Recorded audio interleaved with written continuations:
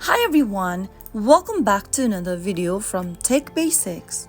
In this video, we are going to be learning how to set destination on Lyft app.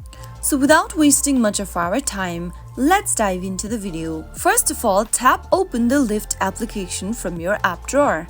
Also make sure that you're logged into your Lyft account. From the main homepage, go to the bottom of the screen and you will come across a search bar. It will usually tell you, where are you going? This is where you will enter your destination.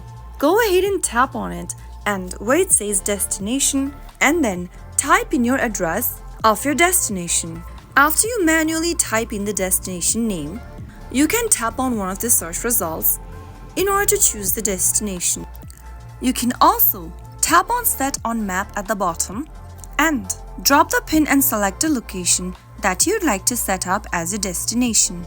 After you are done, click on Set Destination at the bottom. Now, once you drop the pin at a specific location, confirm your destination by selecting a ride from the list.